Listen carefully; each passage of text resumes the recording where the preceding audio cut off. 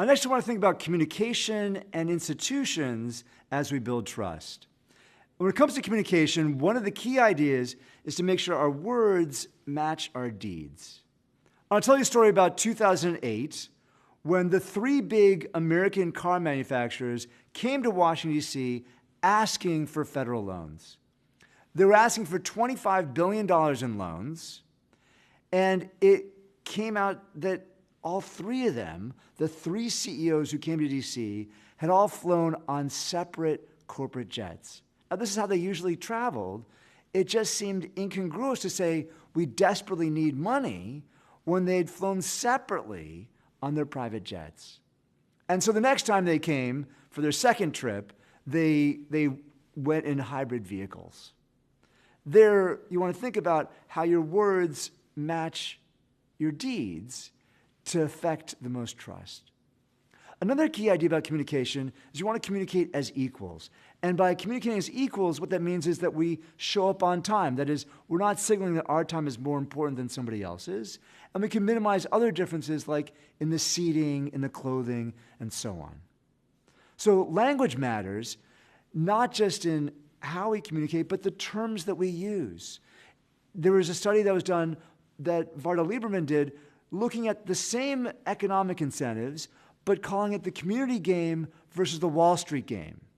It turns out with the same incentives, people cooperated far more in the community game than they did in the Wall Street game.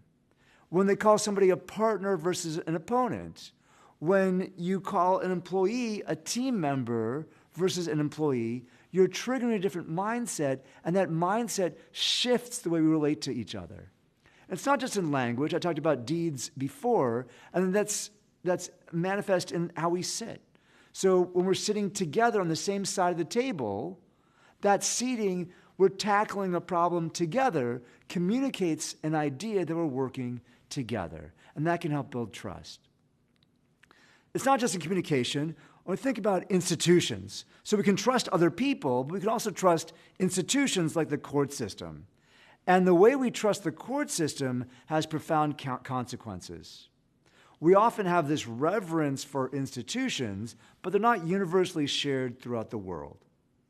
I want to tell you a story about Alton Logan, and I've put up a picture here of Andrew Wilson to suggest that the two of them, and you have to imagine 20 years earlier, they looked pretty similar.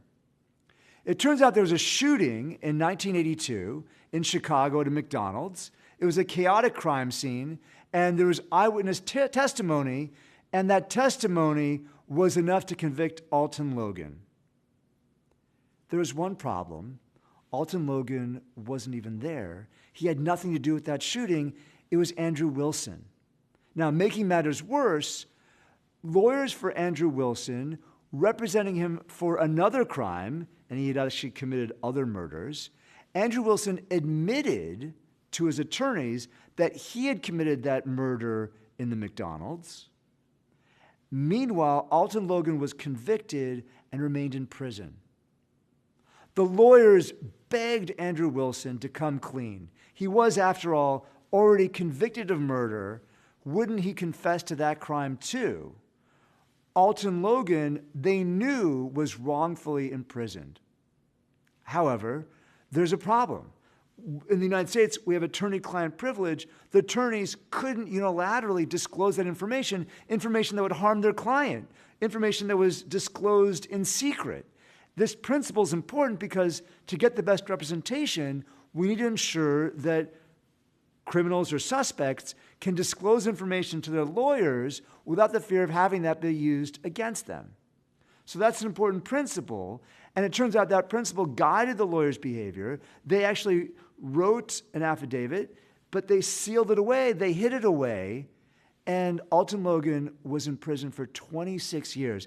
It was only after Andrew Wilson died in prison they came forward and disclosed that information, and Alton Logan finally went free. Here's the most amazing part about the story.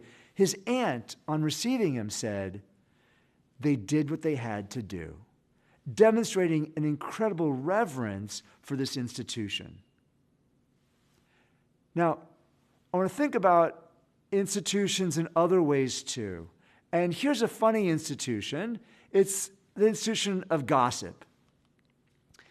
Here's a billboard that was put in front of a church that read, "If your friends gossip to you, you know they also gossip about you." Now, we think that gossip gets a bad rap. Gossip, of course, has some very negative characteristics, but it does other things too. It helps us communicate what the norms are, what expected behavior is. It communicates information about reputations. Now, gossip isn't a great thing, but it actually helps us police behavior in a more profound way than we typically acknowledge. We've now begun to formalize that with rating systems. So if I ask you this question, would you let a complete stranger sleep in your home?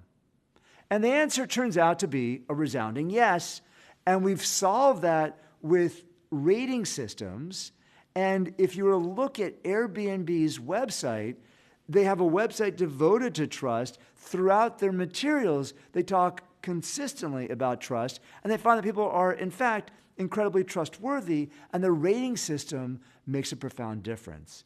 And the same is true of other key questions, like, would you let your kids drive in a car with someone you don't know? And the answer here again is yes, and Uber's figured this out, again, with rating systems that help us trust other people. And this is true with eBay and other electronic commerce sites that have figured out that reputations can be effective in helping us solve the trust problem.